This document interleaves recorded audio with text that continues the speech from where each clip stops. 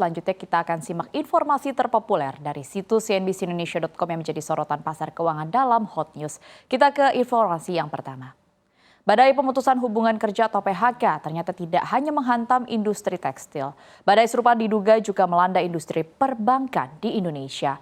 Lembaga Penyelidikan Ekonomi dan Masyarakat Fakultas Ekonomi dan Bisnis Universitas Indonesia atau LPEM FEB UI menyebut perbankan menjadi salah satu sektor yang mengalami peningkatan angka PHK belakangan ini. Hal ini terutama disebabkan oleh digitalisasi layanan yang berakibat pada berkurangnya kebutuhan tenaga kerja di kantor cabang. Henry mengatakan fenomena PHK di industri perbankan dan keuangan mencerminkan bahwa peningkatan angka PHK bukan semata disebabkan oleh faktor ekonomi makro, tapi PHK juga disebabkan oleh pergeseran struktural dalam industri yang dipengaruhi oleh perkembangan teknologi.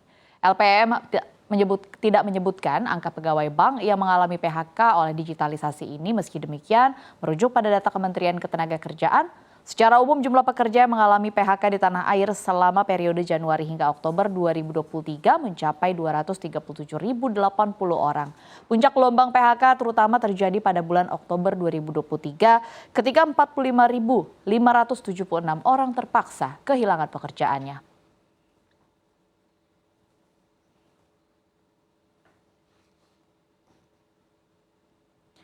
Informasi terpopuler selanjutnya, Presiden RI Joko Widodo dalam sidang Kabinet Paripurna terakhir meminta kepada para Menteri Kabinet Indonesia Maju untuk tidak membuat kebijakan-kebijakan yang ekstrim, khususnya yang berkaitan dengan hajat hidup orang banyak.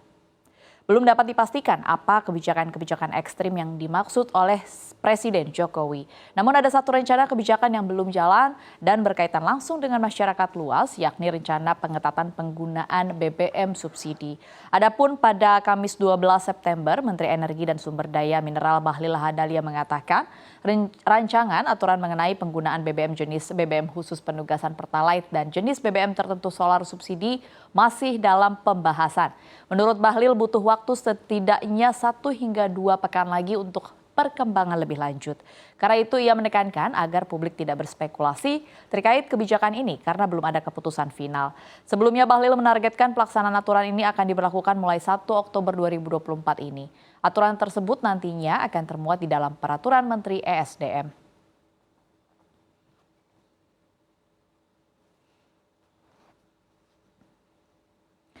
Harga emas kembali menembus all-time high baru dengan penguatan menembus 3.560-an dolar Amerika Serikat per troy ounce. Pergerakan emas yang atraktif disinyalir berkat prospek pemangkasan suku bunga The Fed yang kian terang setelah rilis data tenaga kerja yang tetap stabil disertai inflasi yang masih dalam tren yang melandai.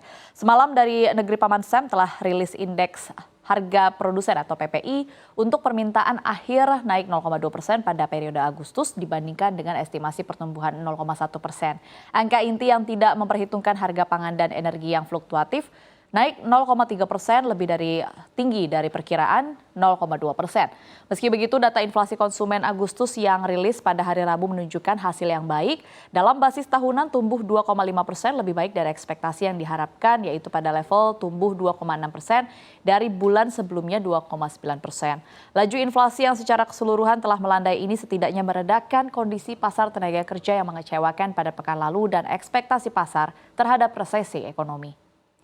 Secara terpisah, jumlah warga Amerika yang mengajukan aplikasi baru untuk tunjangan pengangguran pada pekan yang berakhir pada 7 September 2024 bertambah sesuai ekspektasi, yaitu sebanyak 230.000. Ini menunjukkan bahwa PHK tetap rendah bahkan saat pasar tenaga kerja melambat.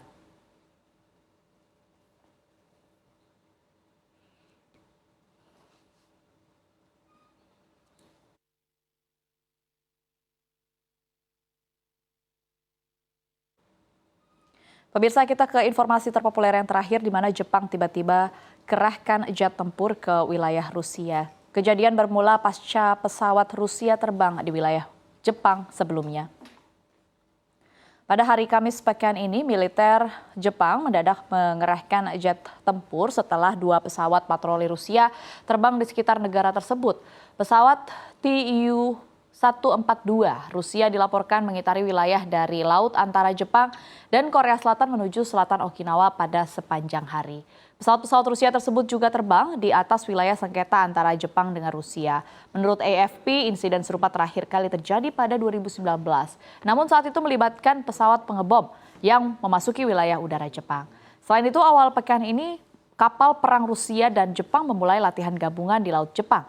Latihan ini merupakan bagian dari latihan Angkatan Laut Besar yang digambarkan oleh Presiden Rusia Vladimir Putin sebagai yang terbesar dalam 3 dekade terakhir.